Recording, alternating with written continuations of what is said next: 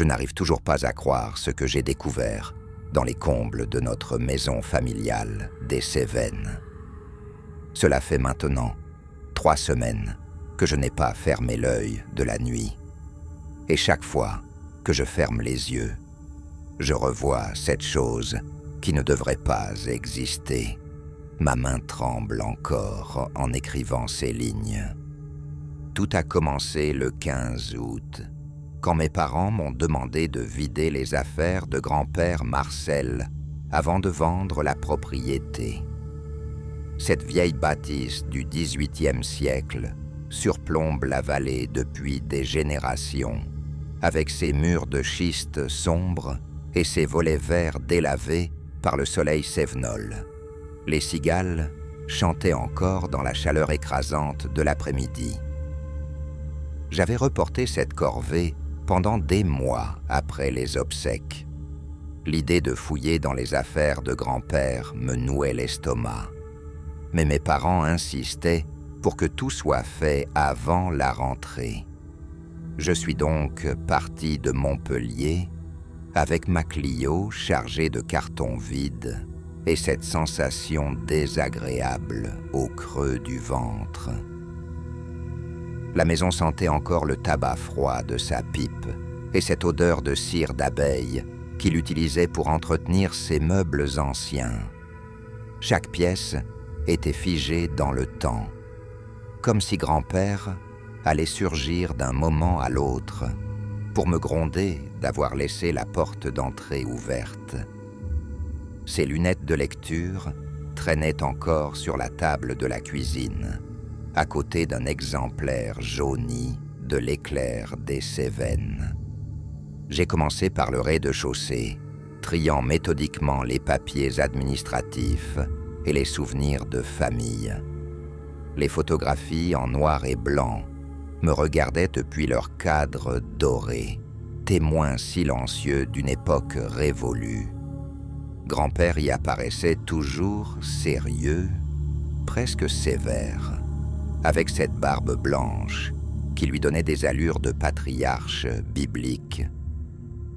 Vers 17 heures, j'ai attaqué le premier étage. Sa chambre était plongée dans une pénombre douce, les volets mi-clos filtrant la lumière dorée du couchant. Son lit était encore défait depuis son dernier séjour à l'hôpital, et j'ai eu un pincement au cœur en voyant ses pantoufles sagement rangées au pied du sommier. Dans l'armoire, ses costumes pendaient comme des fantômes de tissu sombre. C'est en vidant le secrétaire de chêne massif que j'ai trouvé les clés. Elles étaient cachées dans un tiroir secret que j'ai découvert par hasard, en appuyant sur une moulure qui a cédé sous mes doigts. 3 clés anciennes, en fer forgé, attachées par un ruban rouge décoloré, avec une étiquette jaunâtre portant ces mots griffonnés à l'encre violette: « Pour les combles, n'y monte jamais seul ». Cette recommandation m'a intrigué. Grand-père n'était pas homme à dramatiser, et cette mise en garde inhabituelle ne lui ressemblait pas. J'ai examiné les clés sous la lampe du bureau, remarquant leur facture ancienne et les symboles étranges gravés sur le métal. L'une d'elles portait une tête de bélier, l'autre un croissant de lune inversé, la troisième un œil ouvert, entouré de flammes. La trappe menant au comble se trouvait dans le couloir du premier étage. Je l'avais remarqué enfant. Mes grands-pères nous avaient toujours interdit d'y monter, prétextant que les poutres étaient vermoulues et dangereuses. L'échelle escamotable grinçait sinistrement quand je l'ai dépliée, comme si elle n'avait pas servi depuis des décennies. L'air des combles était étouffant et chargé d'une odeur de poussière mêlée à quelque chose de plus âcre, presque métallique. Ma lampe torche balayait un espace plus vaste que prévu, avec une charpente impressionnante de châtaigniers noircis par les siècles. Des toiles d'araignées pendaient comme des draperies fantomatiques, et mes pas soulevaient des nuages de poussière dorée dans le faisceau de lumière. Au fond de cet espace, contre le mur pignon, se dressait une armoire monumentale que je n'avais jamais vue. Sa façade sculptée représentait des scènes étranges, des personnages dansant autour d'un feu, des animaux fantastiques aux yeux exorbités, des symboles qui me rappelaient ceux des clés. Le meuble semblait absorber la lumière de ma torche plutôt que de la réfléchir. 3 serrures, ornementées, fermaient cette armoire mystérieuse. Mes mains tremblaient légèrement en insérant la première clé, celle ornée de la tête de bélier. Le mécanisme résista un instant, puis céda avec un cliquetis métallique qui résonna étrangement dans le silence des combles. Une odeur d'encens refroidi s'échappa aussitôt de l'intérieur. La deuxième clé tourna plus facilement, libérant un second verrou avec un bruit sourd qui me fit sursauter.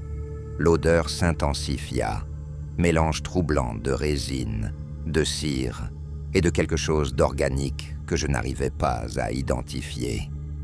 Ma respiration s'accélérait malgré moi, et j'avais l'impression que la température avait chuté de plusieurs degrés. La troisième clé, celle à l'œil enflammé, refusait de tourner. J'ai insisté, forçant légèrement le mécanisme, quand soudain elle a pivoté d'un coup, accompagné d'un grincement aigu qui m'a glacé le sang.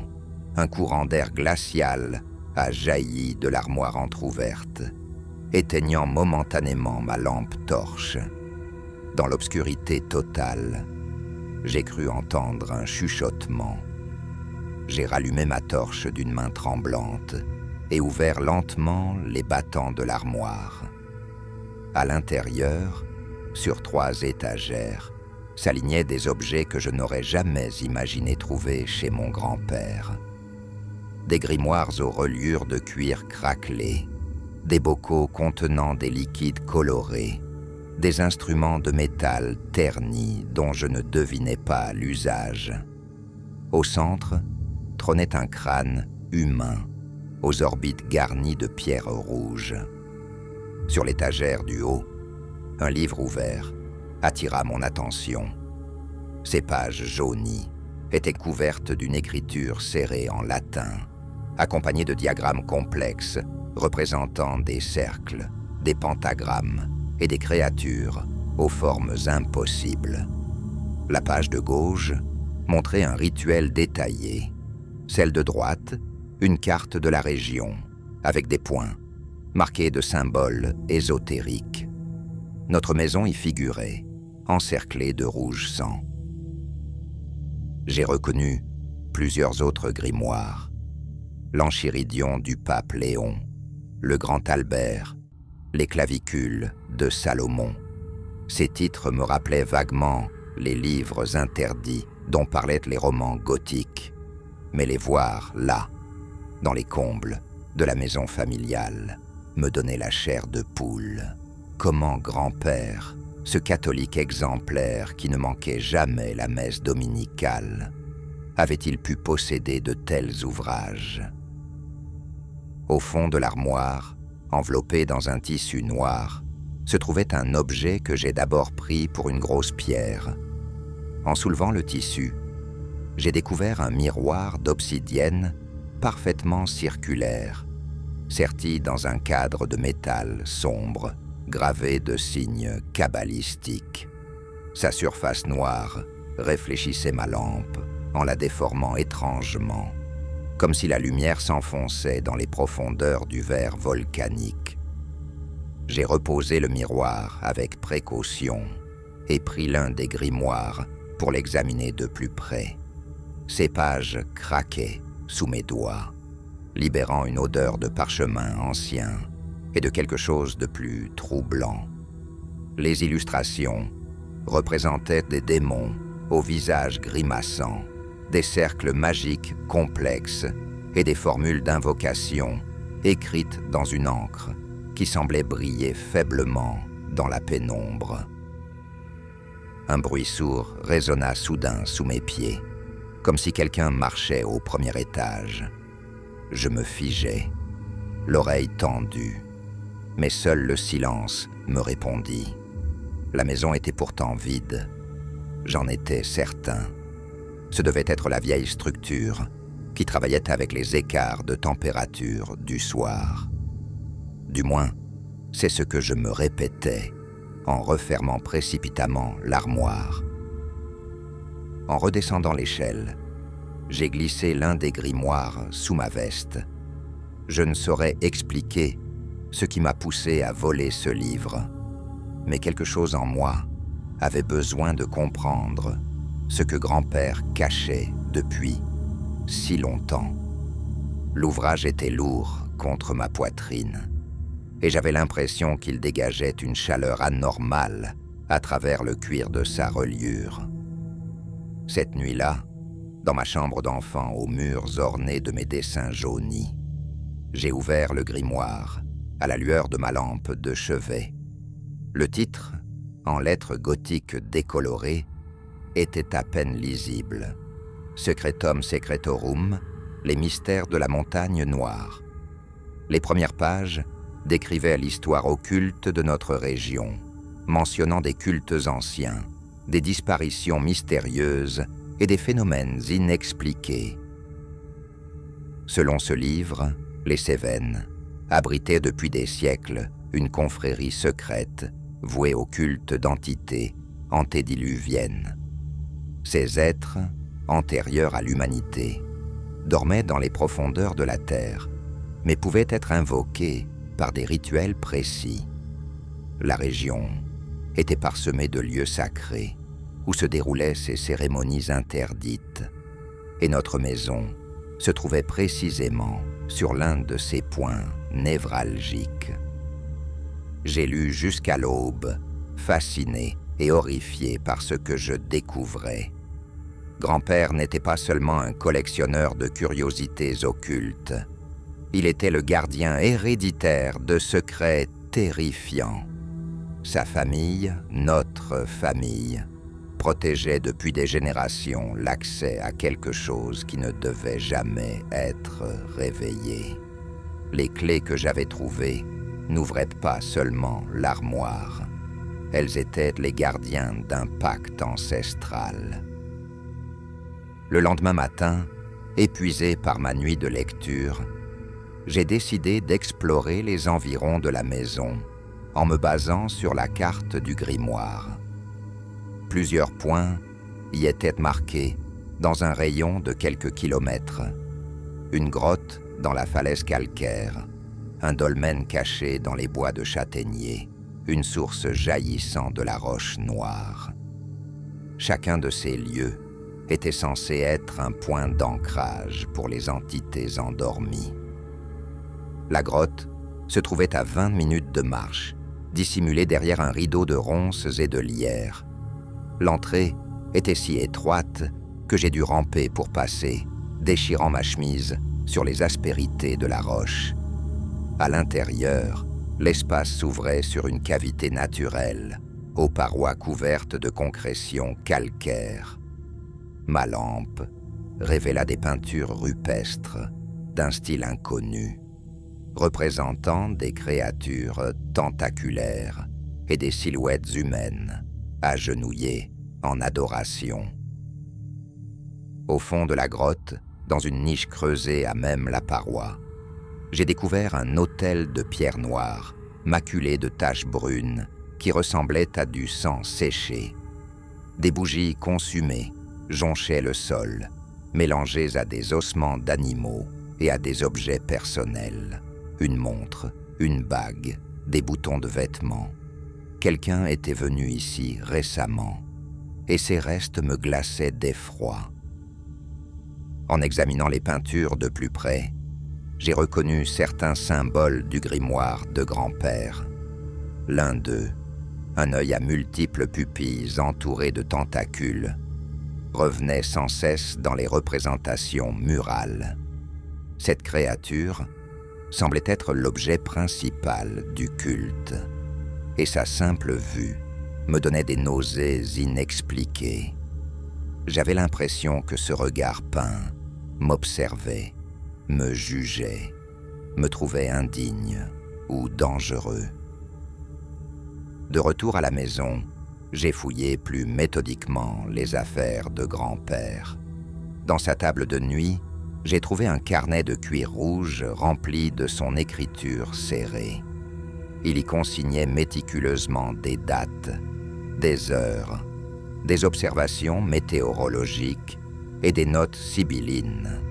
La chose remue. Les rêves sont plus intenses. Il faut renforcer les protections avant la nouvelle lune. Les dernières entrées du carnet dataient de quelques semaines avant sa mort. L'écriture y devenait plus nerveuse, presque illisible. Ils savent que je faiblis. Les sots s'affaiblissent avec moi. Qui reprendra la garde après moi? La dernière page ne contenait qu'une phrase répétée obsessionnellement. Il ne faut pas qu'il revienne. Il ne faut pas qu'il revienne. Il ne faut pas qu'il revienne. Cette nuit-là, j'ai été réveillé par des bruits dans les combles. Des pas lourds résonnaient au-dessus de ma tête, accompagnés de grincements et de craquements qui ne pouvaient pas être naturels. Armé de ma lampe torche, j'ai grimpé l'échelle en retenant mon souffle. Les combles étaient vides, mais l'armoire était entr'ouverte alors que j'étais certain de l'avoir fermée la veille. À l'intérieur, le miroir d'obsidienne avait bougé. Il était maintenant posé debout contre la paroi du fond, et sa surface noire semblait onduler comme de l'eau troublée. En m'approchant, j'ai cru voir des formes se mouvoir dans ses profondeurs, des silhouettes indistinctes qui gesticulaient dans un ballet macabre. Quand j'ai tendu la main pour le toucher, le verre était brûlant malgré la fraîcheur des combles. J'ai refermé précipitamment l'armoire et redescendu me réfugier dans ma chambre. Mais le sommeil ne venait plus, et je passais mes nuits à écouter les bruits inexpliqués qui provenaient du toit. Des grattements, des murmures, des sons qui n'appartenaient à aucun animal connu. Parfois, j'avais l'impression d'entendre des voix chuchoter mon nom dans une langue que je ne comprenais pas. Le troisième jour, j'ai décidé de me rendre au village pour interroger les anciens. Au café de la place, les vieux du pays m'ont regardé avec méfiance quand j'ai mentionné la maison de grand-père Marcel. Ils échangeaient des coups d'œil, entendus, et baissaient la voix quand ils parlaient de lui. C'était un homme bien, disait-il, mais il portait un fardeau lourd, comme son père avant lui, et son grand-père aussi.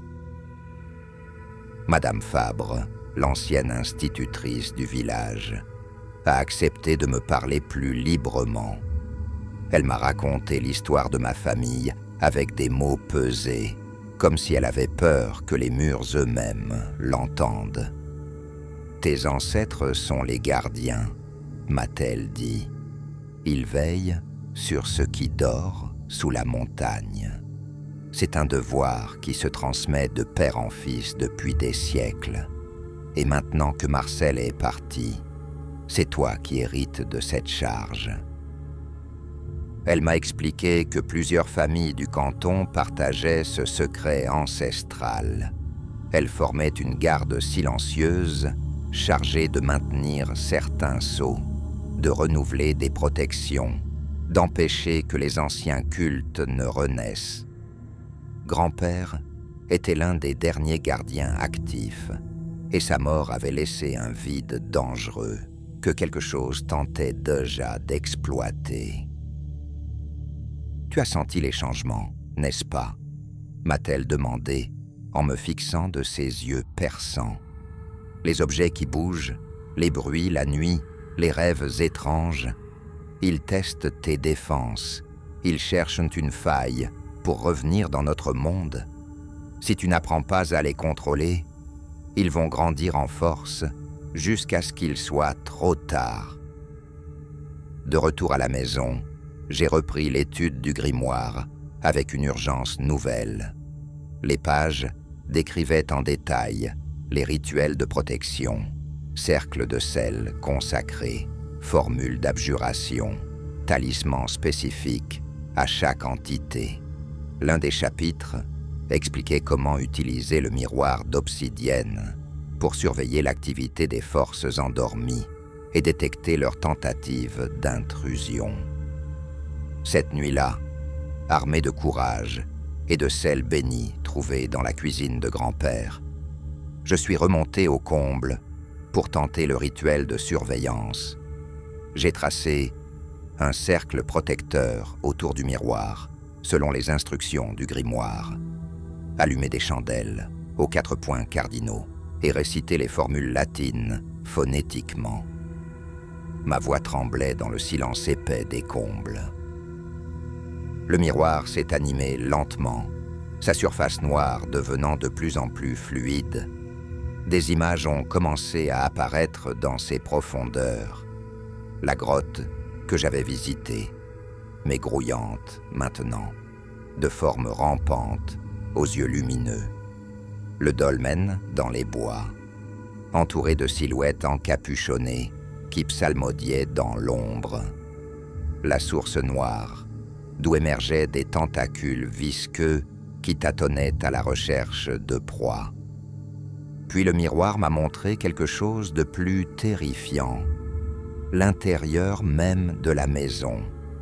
Des créatures spectrales glissaient dans les couloirs, remontaient des caves par des passages que je ne connaissais pas, se rassemblaient autour de ma chambre en attendant que je m'endorme. Elles avaient des visages humains, déformés par la haine et la faim. Des corps translucides qui oscillaient entre matière et néant. L'une d'elles a semblé me voir à travers le miroir. Elle s'est approchée de la surface, réfléchissante, tendant vers moi des doigts, aux ongles noirs comme du charbon. Sa bouche s'est ouverte sur un cri silencieux qui a fait vibrer le verre d'obsidienne, et j'ai senti une présence glaciale effleurer ma nuque. Je me suis retourné d'un bond, mais les combles étaient vides derrière moi. Quand j'ai reporté mon attention sur le miroir, toutes les créatures avaient disparu. Seule demeurait une inscription qui s'écrivait lentement sur la surface noire, en lettres de feu. Le gardien est mort, le pacte est rompu, nous revenons.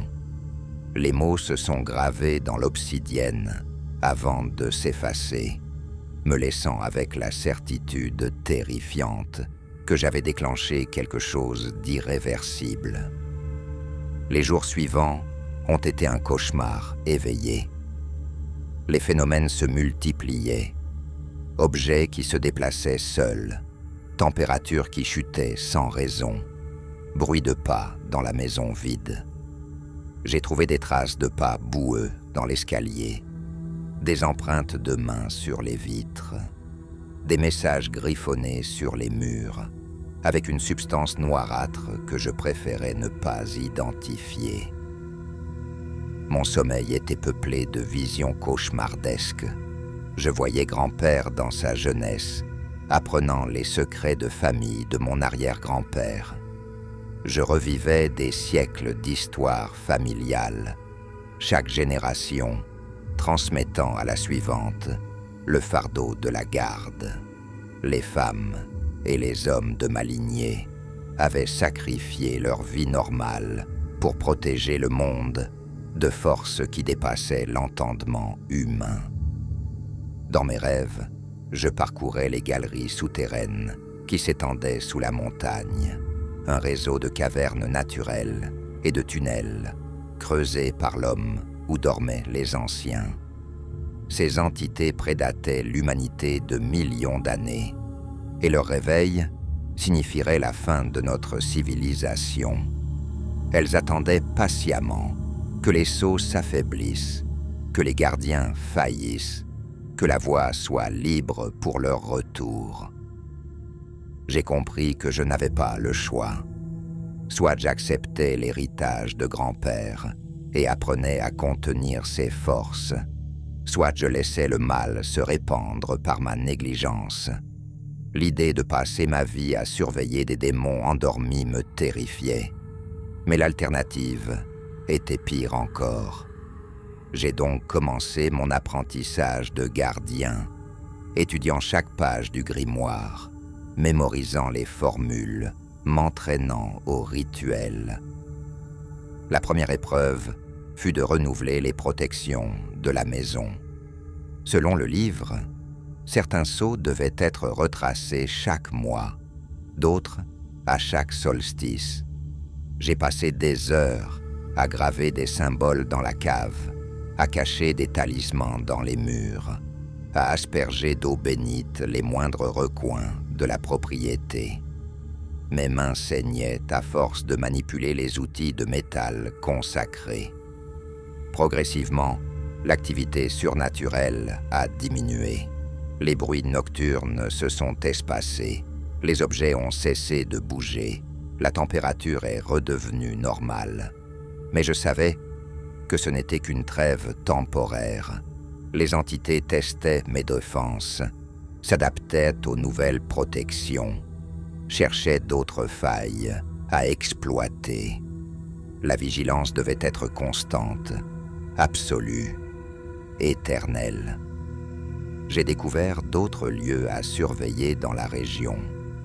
Une chapelle ruinée où des messes noires avaient été célébrées, un puits abandonné qui servait de passage vers les profondeurs, un cimetière médiéval où reposaient les restes de cultistes fanatiques. Chaque site nécessitait des visites régulières, des rituels spécifiques, une attention de tous les instants. Les autres familles de gardiens m'ont progressivement accepté dans leur confrérie secrète. Nous nous réunissions une fois par mois, dans la grotte, échangeant des informations sur l'activité des forces obscures, coordonnant nos efforts de protection.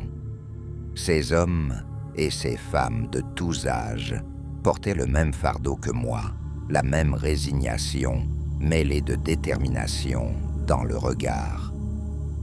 Madame Fabre m'a expliqué l'histoire complète de notre mission. Au XVIe siècle, un groupe d'érudits locaux avait découvert l'existence des anciens et tenté de les invoquer pour gagner des pouvoirs surnaturels. Leur tentative avait partiellement réussi, permettant à quelques entités mineures de pénétrer notre réalité. Le carnage qui s'en était suivi avait décimé plusieurs villages avant qu'une coalition de prêtres et d'occultistes ne parvienne à repousser les intrus. Depuis lors, les descendants de ces héros anonymes maintenaient une garde perpétuelle. Ils avaient développé un système complexe de sceaux, de rituels et de surveillance pour empêcher toute nouvelle incursion. Chaque famille gardienne se voyait attribuer un secteur géographique à protéger, avec des responsabilités transmises de génération en génération, comme un testament spirituel. Mon secteur comprenait la maison familiale et un rayon de 5 kilomètres autour, incluant les sites les plus sensibles de la région. Grand-père avait assumé cette charge pendant 60 ans, depuis la mort de son propre père pendant la guerre. Il avait vécu en ermite, sacrifiant sa vie sociale et sentimentale à sa mission de gardien. Maintenant, c'était mon tour de porter ce fardeau. Les semaines passaient, rythmées par les rituels et les vérifications. J'avais appris à déchiffrer les signes précurseurs d'une activité surnaturelle. Baisse de température, localisée, comportement anormal des animaux, croissance accélérée de certaines plantes vénéneuses, apparition de symboles gravés spontanément dans la pierre ou le bois. Mon existence s'organisait autour de ces indices, dans une vigilance de tous les instants. J'ai également découvert que d'autres objets étaient cachés dans la maison. En démontant une cloison dans la cave, j'ai trouvé une cache contenant des armes bénites, épées gravées de formules sacrées, poignards d'argent consacrés, fléchettes empoisonnées de substances alchimiques. Ces armes n'étaient pas décoratives. Elles portaient des traces d'usage qui témoignaient de combats réels contre des adversaires surnaturels. Le journal de grand-père mentionnait plusieurs affrontements directs avec des manifestations physiques d'entités. En 1973, une créature tentaculaire avait émergé du puits abandonné et terrorisé le hameau de la Couvertoirade avant qu'il ne parvienne à la bannir. En 1985, des cultistes venus de Marseille avaient tenté de réactiver l'autel de la grotte et il avait dû les chasser par la force après l'échec des négociations. Ces récits me faisaient prendre conscience de la réalité physique de notre mission. Nous n'étions pas seulement des gardiens contemplatifs, mais d'authentiques guerriers, engagés dans une lutte millénaire contre des forces d'une puissance terrifiante. La perspective d'un combat direct me glaçait d'effroi, mais je savais qu'un jour ou l'autre, cette épreuve serait inévitable. L'automne arrivait, et avec lui, la saison des grandes marées énergétiques. Selon le grimoire, les équinoxes étaient des périodes de fragilité où les barrières entre les mondes s'amenuisaient. Les anciens profitaient de ces moments pour tenter des percées plus audacieuses, testant nos défenses avec une intensité accrue. Je devais me préparer à affronter leur assaut saisonnier. J'ai renforcé tous les sceaux de la maison, replacé les talismans protecteurs, récité les formules d'abjuration dans chaque pièce. La cave s'est transformée en véritable sanctuaire, avec un cercle permanent tracé au sol et des symboles gravés dans les murs de pierre. C'est là que je me retranchais lors des nuits les plus difficiles, quand l'activité surnaturelle atteignait son paroxysme. La nuit de l'équinoxe d'automne fut la plus éprouvante depuis mon installation. Dès le coucher du soleil, l'atmosphère de la maison changea radicalement. L'air devint épais, presque visqueux, et chaque respiration demandait un effort. Les murs suintaient une humidité glacée qui formait des motifs inquiétants, et le parquet grinçait sous des pas invisibles qui arpentaient les couloirs. Le miroir d'obsidienne s'activa spontanément, révélant un spectacle d'une horreur indescriptible. Les créatures endormies se réveillaient partout dans la région, émergeant de leurs cachettes souterraines comme un essaim d'insectes monstrueux. Elles convergeaient vers la maison, attirées par ma présence et la puissance des objets que je gardais. Leur nombre dépassait tout ce que j'avais pu imaginer. Certaines avaient des formes quasi humaines, d'autres ressemblaient à des amalgames d'animaux impossibles. Toutes partageaient la même malveillance froide, la même soif de destruction que je pouvais ressentir à travers le miroir.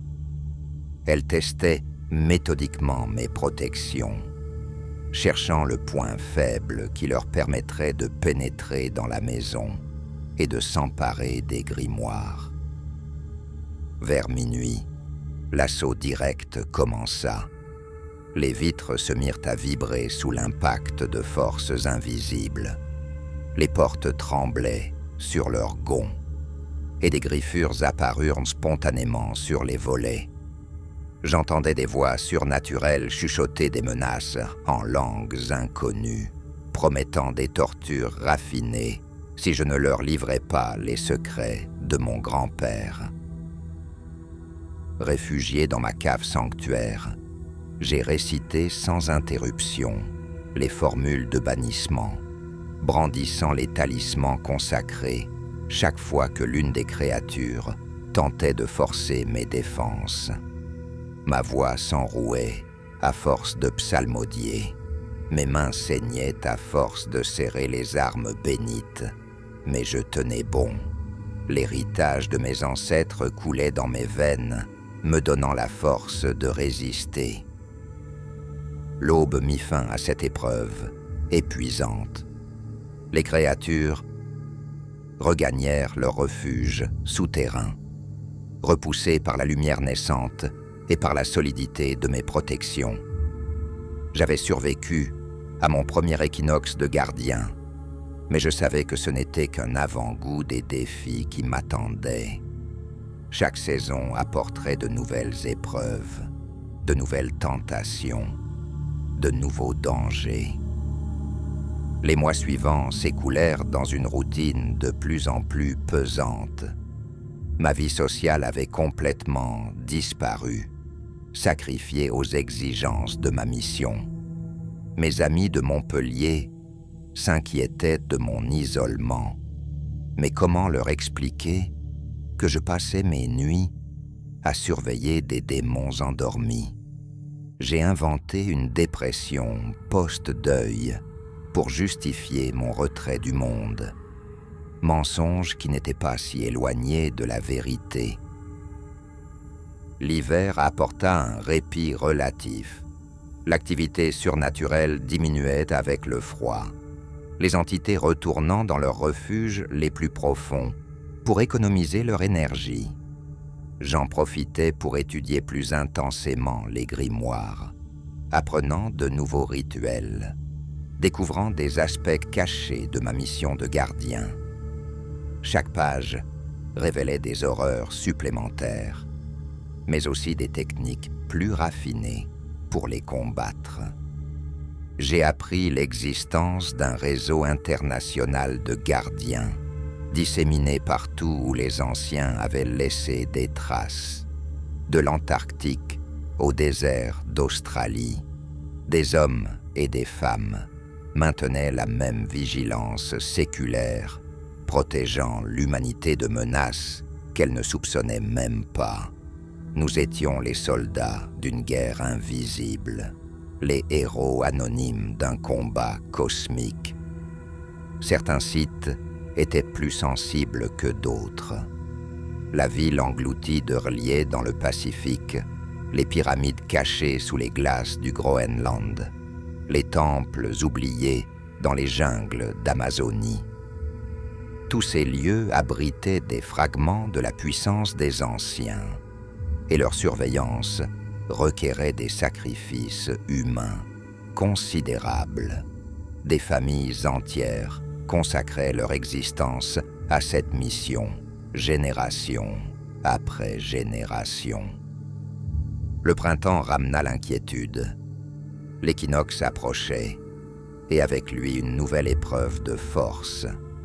Mais cette fois, je n'étais plus seul. Les autres gardiens de la région s'étaient concertés pour coordonner leurs efforts. Nous allions affronter ensemble l'assaut saisonnier, mutualisant nos connaissances et nos protections pour présenter un front uni aux forces des ténèbres. La nuit fatidique, nous nous sommes retrouvés dans la grotte sacrée, chacun apportant ses grimoires et ses talismans les plus puissants. Madame Fabre dirigeait la cérémonie, sa voix chevrotante récitant des formules que sa famille transmettait depuis des siècles. Nous formions un cercle autour de l'autel de pierre noire, nos chandelles dessinant des ombres dansantes sur les parois couvertes de peintures rupestres. Cette fois, l'attaque fut différente. Au lieu de se disperser sur nos différents secteurs, les entités concentrèrent leurs efforts sur un seul point, la source noire qui jaillissait de la montagne. Elle tentait d'élargir cette faille naturelle pour créer un passage permanent vers leur dimension. Si elle réussissait, notre région deviendrait un pont-tête pour l'invasion de notre monde.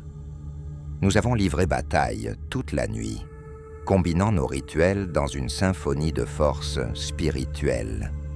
Les formules latines se mêlaient aux incantations hébraïques. Les symboles chrétiens côtoyaient les signes kabbalistiques les plus anciens. Peu importait l'origine des protections, seule comptait leur efficacité contre l'ennemi commun qui nous menaçait tous. À l'aube, nous avions gagné. La faille s'était refermée. Les créatures avaient regagné leur refuge souterrain et un nouveau cycle de surveillance pouvait commencer. Mais cette victoire avait un prix. Monsieur Calvet, le doyen de notre groupe, avait succombé à l'effort. Son cœur centenaire n'avait pas résisté à l'intensité du combat spirituel et il s'était éteint en murmurant une dernière formule de bannissement. Sa mort nous rappelait la précarité de notre situation. Nous vieillissions, nos forces s'amenuisaient et les jeunes générations se détournaient de plus en plus des traditions ancestrales. Qui prendrait la relève quand nous ne serions plus là? Cette question hantait nos réunions mensuelles, ajoutant une dimension tragique à notre mission déjà éprouvante. J'ai commencé à tenir un journal détaillé de mes expériences, espérant qu'il servirait un jour à former mon successeur. Chaque rituel, chaque observation, chaque technique de combat était méticuleusement consignée dans des cahiers que je cachais avec les grimoires ancestraux. Si quelque chose m'arrivait, au moins, les connaissances ne seraient pas perdues avec moi. L'été passa dans une tranquillité relative, mais je savais que c'était le calme qui précède la tempête. Les entités préparaient quelque chose de plus ambitieux, une tentative d'une envergure inédite pour l'équinoxe d'automne. Les signes précurseurs se multipliaient. Animaux qui fuyaient la région, plantes qui dépérissaient sans raison, sources qui se tarissaient mystérieusement. La montagne elle-même semblait retenir son souffle. En août, j'ai reçu une visite inattendue. Un homme âgé, élégamment vêtu malgré la chaleur, s'est présenté à ma porte en se réclamant d'une connaissance commune. Mon grand-père, Marcel. Il prétendait représenter une organisation internationale de gardiens et souhaitait m'entretenir de questions urgentes concernant ma mission.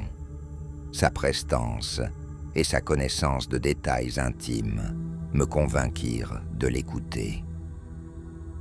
Il s'appelait le professeur Armitage et venait de l'université Miskatonic, dans le Massachusetts. Cette institution, m'expliqua-t-il, était l'un des centres mondiaux d'études des phénomènes liés aux anciens. Leur bibliothèque contenait des milliers de grimoires. Leur laboratoire analysait les traces laissées par les entités. Leurs experts coordonnaient les efforts des gardiens à travers le monde. Selon lui, notre région était sur le point de connaître une épreuve sans précédent. Les mouvements tectoniques récents avaient fragilisé les sceaux géologiques qui maintenaient les anciens en sommeil. Une entité majeure, qu'il appelait Yog-Sothoth, tentait de profiter de cette faiblesse pour percer la barrière dimensionnelle. Si elle réussissait, c'était l'humanité tout entière qui était menacée de destruction. Le professeur m'apportait des renforts, 3 grimoires inédits contenant des rituels de scellement d'une puissance inouïe, des talismans forgés dans des métaux inconnus de la science classique, et surtout, les coordonnées d'autres gardiens européens qui pourraient venir à mon aide si nécessaire. Cette aide internationale arrivait juste à temps, car mes forces locales ne suffiraient probablement pas à repousser l'assaut à venir. Nous avons passé 3 jours à renforcer toutes les protections de la région. Le professeur connaissait des techniques que j'ignorais, des variantes rituelles d'une efficacité redoutable. Ensemble, nous avons redessiné le réseau de sceaux qui quadrillait les Cévennes, créant des maillons plus solides et des connexions plus stables entre les différents points de surveillance. Il m'a aussi enseigné à utiliser pleinement le miroir d'obsidienne. Cet artefact, forgé par les premiers gardiens au XVIe siècle, était bien plus qu'un simple outil de surveillance. Manié par un expert, il pouvait projeter des forces spirituelles, créer des barrières dimensionnelles, même bannir directement certaines entités mineures. Mes tentatives d'apprentissage furent laborieuses, mais progressivement, je maîtrisais les techniques de base. Avant de repartir, le professeur Armitage me fit une révélation troublante. Ma famille n'était pas gardienne par hasard génétique, mais parce qu'elle descendait directement de l'un des occultistes du XVIe siècle qui avait involontairement ouvert la voie aux anciens. Notre lignée portait dans son sang une sensibilité particulière aux dimensions cachées, ce qui nous rendait à la fois plus efficaces comme gardiens et plus vulnérables aux influences surnaturelles. Cette hérédité expliquait les dons que je développais progressivement. Capacité à voir, à travers les illusions démoniaques, résistance naturelle aux attaques psychiques, intuition précise des zones de danger. Mais elle impliquait aussi des risques accrus de possession, de folie ou de transformation en créature hybride si je cédais aux tentations du pouvoir. L'équilibre était fragile entre gardien et proie. L'automne arriva avec son cortège de mauvais présages. Les oiseaux migrateurs évitaient notre région. Les insectes mouraient en masse et même les plantes les plus résistantes commençaient à flétrir. L'air lui-même devenait oppressant, chargé d'électricité statique qui faisait dresser les cheveux sur la nuque. Quelque chose d'énorme se préparait dans les profondeurs de la terre. La nuit de l'équinoxe, nous nous sommes rassemblés une dernière fois dans la grotte sacrée. Nous étions moins nombreux que l'année précédente. La mort de M. Calvet, le déménagement de la famille Roussel, la maladie de Madame Aubry. Notre petit groupe de gardiens s'amenuisait face à un ennemi qui semblait gagner en puissance à chaque saison. Cette disproportion nous angoissait autant que l'imminence du combat. Vers 22 heures, les premières manifestations commencèrent. Ce ne furent pas les attaques dispersées habituelles, mais une concentration massive de forces surnaturelles autour de la source noire. Le miroir d'obsidienne révéla un spectacle terrifiant. Des centaines d'entités de toutes formes convergeaient vers ce point précis, dirigées par une intelligence supérieure qui coordonnait leurs mouvements. Au centre de cette masse grouillante, quelque chose d'indescriptible prenait forme. Une créature aux dimensions impossibles, composée d'angles qui blessaient le regard et de courbes qui défiaient la géométrie euclidienne. Ses multiples yeux brillaient d'une malveillance cosmique, et sa simple présence faisait vibrer la réalité elle-même. Yog-Sothoth tentait de se matérialiser dans notre dimension. Nous avons uni nos forces dans un dernier rituel désespéré, combinant toutes nos connaissances et tous nos pouvoirs pour repousser cette invasion. Les formules latines se mêlaient aux incantations sanscrites. Les symboles chrétiens se combinaient aux signes runiques les plus anciens. Notre voix collective résonnait dans la grotte comme un défi lancé aux forces des ténèbres. Le combat spirituel fit rage pendant des heures. Chaque fois que nous repoussions une vague d'assaillants, une autre prenait sa place, plus nombreuse et plus déterminée. Nos protections s'effritaient progressivement sous ces attaques répétées, et je sentais mes forces m'abandonner. Mes compagnons ployaient également sous l'effort, leurs visages blêmissant à mesure que leur énergie vitale alimentait nos défenses. Vers 5 heures du matin, alors que la situation semblait désespérée, un renfort inattendu arriva. D'autres gardiens, venus d'Espagne et d'Italie, convergeaient vers notre position, guidés par les instructions du professeur Armitage.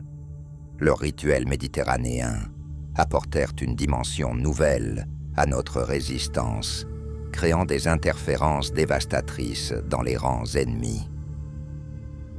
Ensemble, nous parvînmes à refermer la brèche dimensionnelle que Yog-Sothoth tentait d'élargir. L'entité cosmique fut repoussée dans son univers d'origine, entraînant avec elle la horde de créatures qui l'accompagnaient. La source noire retrouva son aspect normal, et le silence de l'aube remplaça les hurlements surnaturels qui avaient déchiré la nuit. Mais cette victoire nous coûta cher.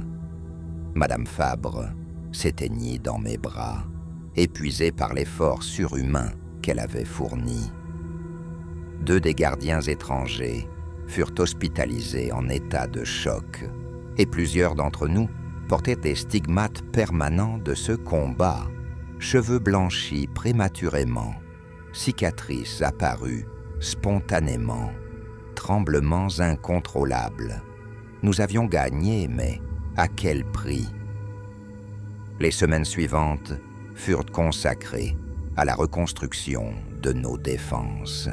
Il fallait remplacer les gardiens disparus, former les nouvelles recrues, adapter nos techniques aux révélations de cette bataille épique.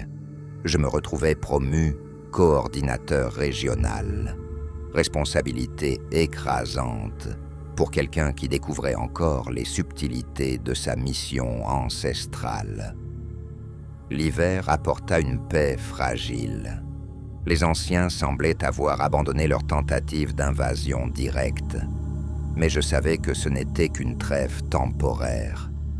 Ils préparaient sans doute une stratégie différente, plus subtile, peut-être plus redoutable encore. Ma vigilance ne devait jamais se relâcher, car le moindre signe de faiblesse les encouragerait à reprendre leurs attaques. Au printemps, j'ai commencé à former mon premier apprenti. Le fils de M. Roussel, un jeune homme brillant qui manifestait déjà une sensibilité aux phénomènes surnaturels, accepta d'apprendre les rudiments de notre art. Cette transmission du savoir me rassurait. Même si quelque chose m'arrivait, la chaîne des gardiens ne serait pas brisée. Nous nous retrouvons donc aujourd'hui, 2 ans après ma découverte des secrets de grand-père, dans cette situation d'équilibre précaire. Je continue à surveiller ma région avec l'aide de quelques fidèles, repoussant les tentatives d'intrusion, maintenant les sots, transmettant les connaissances.